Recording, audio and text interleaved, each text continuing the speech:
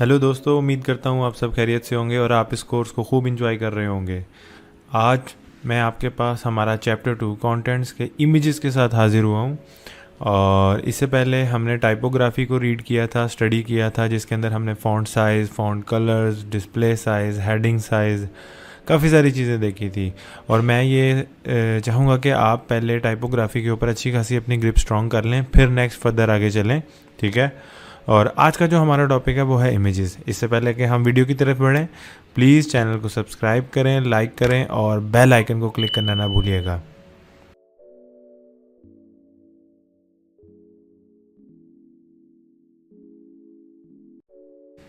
आज का जो हमारा टॉपिक है वो है इमेजेस। इमेजेस इस लिहाज से काफ़ी इम्पॉर्टेंट है क्योंकि कोई भी पेज इमेज के बगैर नहीं बनता, ठीक है। और इमेज हो और रिस्पॉन्सिव ना हो तो वो पेज अच्छा नहीं लगता। तो आपका मोबाइल फ्रेंडली पेज होने के लिए इमेज का रिस्पॉन्सिव होना बहुत ज़रूरी है और बूटस्ट्रैप ने ये चीज़ आपके लिए बहुत आसान बना दी है। तो आज का जो हमारा टॉपिक है वो है इमेजेस और सबसे पहले इसके अंदर आता है रिस्पॉन्सिव इमेजेस। तो ये मैंने बूटस्ट्रैप का स्टार्टर टेम्पलेट कॉपी किया हुआ है पहले से ही और वही चल रहा है हमारे साथ। सबसे पहले H2 बनाते हैं और उसके अंदर डालते हैं रिस्पॉन्सिव इमेजेस, ठीक है। सबसे पहले है कि हम रिस्पॉन्सिव इमेज कैसे बनाएं, ठीक है। तो मैं यहाँ पे एक पेक्सल्स पे जाता हूँ और वहाँ से कोई भी एक पेक्सल्स के पास जाते हैं, ठीक है। और वहाँ से कोई भी एक फ्री इमेज उठाते हैं और फ्री इमेज को चेक करते हैं कि वो हमारी मोबाइल रिस्पॉन्सिव कैसे है। जैसे ये इमेज है, मैंने इस पर क्लिक किया और ये देख सकते हैं आप हमारे पास। यहाँ से इसका डायरेक्ट कॉपी करते हैं, ठीक है। और यहाँ पे एक इमेज डिफ़ाइन कर देते हैं और यहाँ पे मैंने सोर्स ऐड कर दिया, तो ये मेरे पास एक इमेज आ गई। अब इसका व्यू देखते हैं हमारे पेज के ऊपर इसका व्यू कैसा है। तो ये रिफ़्रेश किया, तो ये देख सकते हैं आप कि जैसे हमारे पास इस इमेज आ गई। अब इशू ये है कि यहाँ तक तो इमेज ठीक है, लेकिन जैसे ही इमेज को हम छोटी स्क्रीन पे लेके जाएंगे तो ये इमेज कटना शुरू हो जाएगी। ये इमेज रिस्पॉन्सिव नहीं है। तो इसको रिस्पॉन्सिव कैसे बनाया जा सकता है? बहुत ही आसान है। हमारे पास एक क्लास है img-flared की। इस क्लास को हम इस ऐड करेंगे इस इमेज को और ये हमारी इमेज हो गई मोबाइल रिस्पॉन्सिव। ये देखें, अब जैसे जैसे हमारी रेजोल्यूशन छोटी होती जा रही है वो इमेज जो है वो छोटी होती जा रही है। तो ये हमारी होगी रिस्पॉन्सिव। इतनी सी बात थी दोस्तों। ये बूटस्ट्रैप देखें हमारी ज़िंदगी कितनी आसान बना दी है। तो ये आप बना सकते हैं इस तरह अपनी कोई भी इमेज को रिस्पॉन्सिव। नेक्स्ट हमारे पास है इमेज थंबनेल्स, ठीक है। यानी हमारे पास जो थंबनेल्स हैं उनकी बूटस्ट्रैप 5 ने एक बाय डिफ़ॉल्ट क्लास दे दी है, ठीक है। तो उसको जो है ना आप बना सकते हैं। हमारे पास, मैं यहाँ पे गूगल में जाता हूँ और यहाँ पे थंबनेल कोई भी, फॉर एग्जांपल थंबनेल एक डमी से निकाल लेते हैं जिसको लाइक मैं प्लेस होल्डर इमेज हमारे लिए ज़्यादा अच्छा रहेगा। प्लेस होल्डर इमेज जो है ना बिल्कुल ब्लैंक इमेजेस होते हैं जिनको आप अपनी वेबसाइट पे यूज़ कर सकते हैं ताकि आप लेज़ी लोड के ज़रिए जो है ना अपनी ओरिजिनल इमेज को इससे रिप्लेस कर सकें, ठीक है।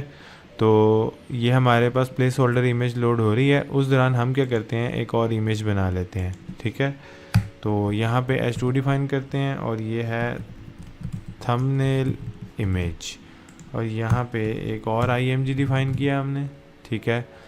और ये शायद नेट स्लो होने की वजह से वेबसाइट सही ओपन नहीं हो रही है, देखें। अब ये हमारे पास है, ये देखें, ये इसका तरीक़ेकार है इसकी इमेज बनाने का। यहाँ से ये हम कॉपी करेंगे और यहाँ पे इसको हम कर देंगे पेस्ट।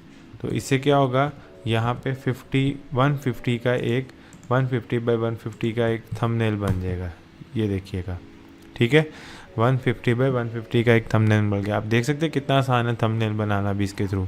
अब ये जो थंबनेल है इसके लिए एक सिंपल सी उन्होंने क्लास दे दी है जिसके ज़रिए आप अपने थंबनेल को थोड़ा सा और अट्रैक्टिव बना सकते हैं। एक तो हमारे पास img फ्लूइड की क्लास है इसको रिस्पॉन्सिव बनाने के लिए, और सेकंड हमारे पास है इमेज थंबनेल की क्लास, ठीक है।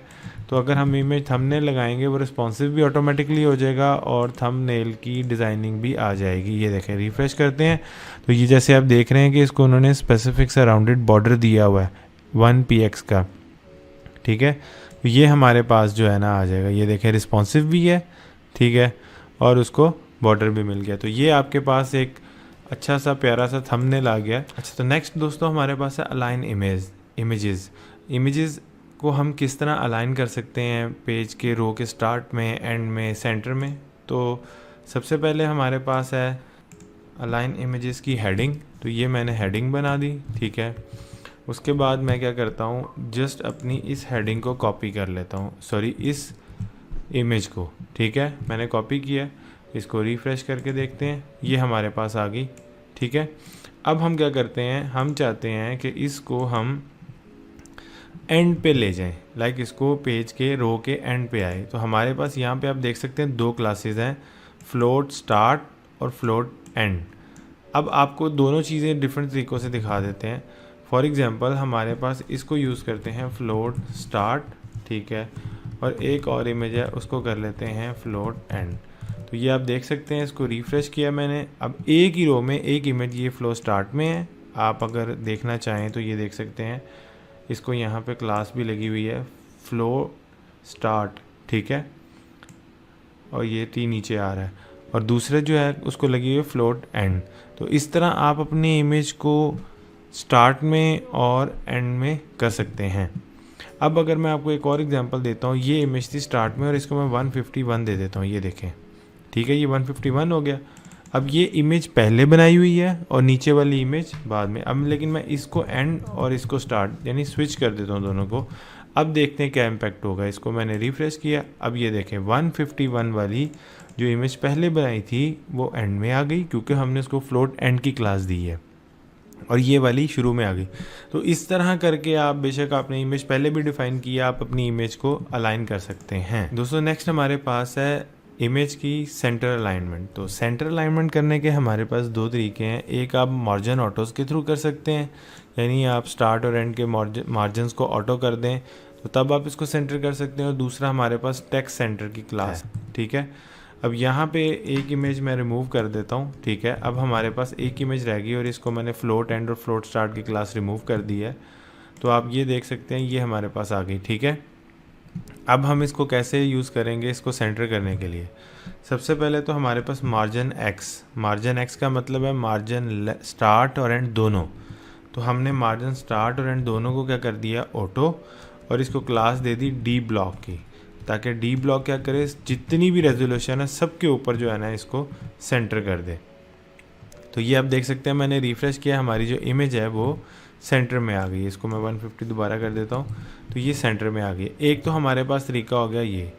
सेकंड हमारे पास, अगर हम इसको यूज़ नहीं करना चाहते, सम टाइम हम ये यूज़ नहीं कर सकते, हमारा जो ओवरऑल डिज़ाइन की चल रहा है, थीम चल रही है, तो हम क्या करते हैं, इसको एक डिव डिज़ाइन करते हैं और उसके अंदर इमेज होती है, ठीक है, उसके अंदर इमेज, और हम डिव को टेक्स्ट सेंटर कर देते हैं। जब हम डिव को टेक्स्ट सेंटर करेंगे, आप देख सकते हैं कि ये फिर भी हमारे पास दोबारा सेंटर में आ गई। तो ये हमारे पास 2 तरीके हैं डिव इमेज को सेंटर में करने के लिए। इसके बाद हमारे पास है पिक्चर आप यूज़ करते हैं तब जब आपने वेब पी की इमेजेस या मल्टीपल रेजोल्यूशन की जो इमेजेस हैं उनको यूज़ करना होता है। तो आप इसकी कंप्लीट डॉक्यूमेंटेशन लेदर से देख सकते हैं, अगर आप किस तरह 2-3 फॉर्मेट्स की जो है ना इमेजेस को यूज़ करना चाहते हैं। तो अभी की वीडियो के लिए इतना ही। वीडियो देखने का बहुत शुक्रिया। इससे पहले कि हम वीडियो को क्लोज़ करें, चैनल को सब्सक्राइब करना ना भूलिएगा। Good bye.